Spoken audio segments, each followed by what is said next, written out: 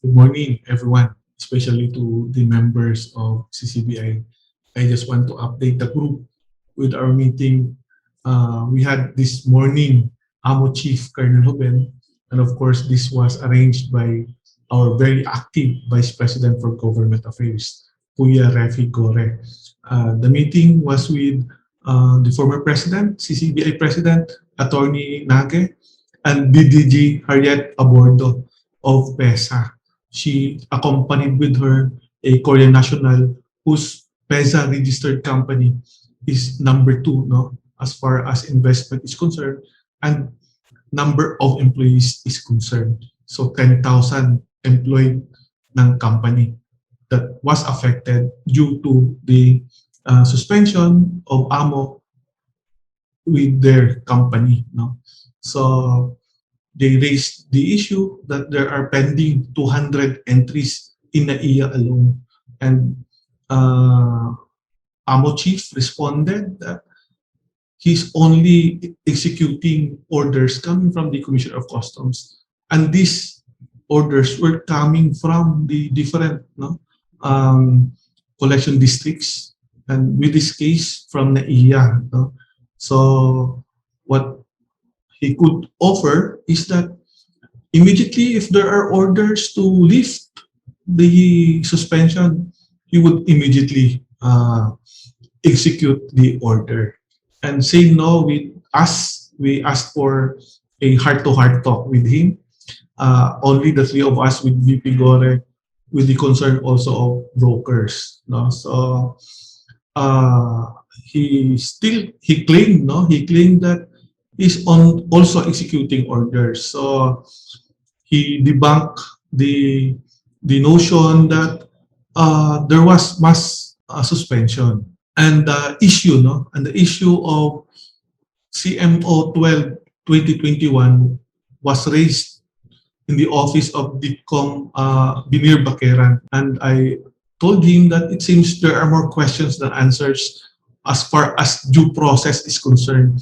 I raised to him na parang walang due process. And he said, when they crafted the regulation, the intention is to have due process.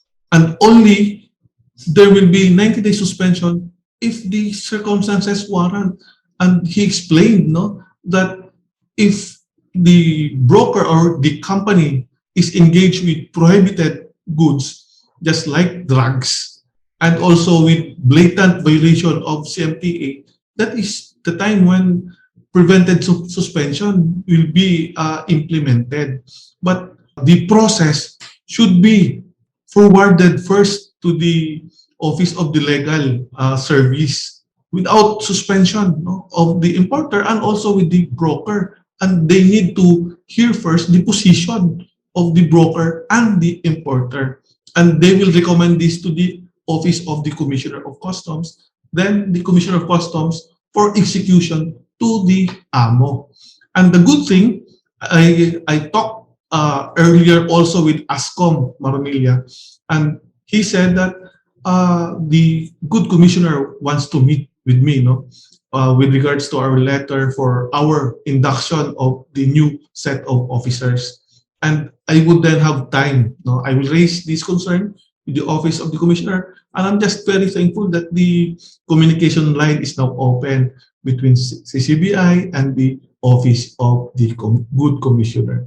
So I assure the members that we will raise this concern that our rights will be protected, and there is really a need of due process first prior to the suspension or the cancellation of each one's accreditation. And good thing with our discussion with the AMO chief that with pending shipments, we now had a remedy to temporarily lift our suspension. So that would be addressed to them, then that would be heard by the process and be heard by the legal office and recommend that to the Office of the Commissioner.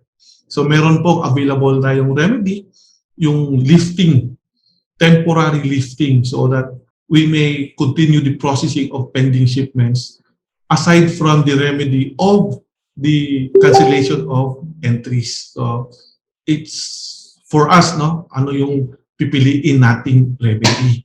So another thing, the long queue of containers for data examination at POM. This was raised to us by Mamita, no, VP Flor Tagle, with this problem. And immediately, we called Deputy Collector for assessment, Sir Rizal Turalba, an action man, no? And also Sir Rigi of ATI. So we told them the problem, and we suggested with Sir Rigi and recommended for additional ramps, because in POM there are only 4 available ramps. Unlike with ICTSI, they had 8 to 10 ramps for examination. So with this, we discussed for just today, no? We advised them yesterday with the problem, and today they said that they will open new ramps, new location at Delgado. Yan. Galing ng ating mga kaibigan, no? Sa ATI saka sa Bureau of Customs.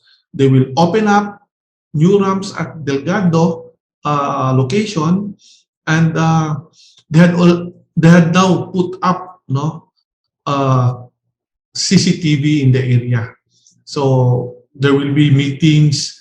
There will be a meeting next week with CIS, ESS, and the collection district, no, the Office of the Collector of POM, and we will be part of it. And I'm really very thankful that we are part of the Multi-Sectoral Advisory Council of POM. So with operational problems like this, we could easily ask them to address these matters. Ayan. So hopefully, everything will be operational next week. So soonest, sana Monday meron na. So that will be our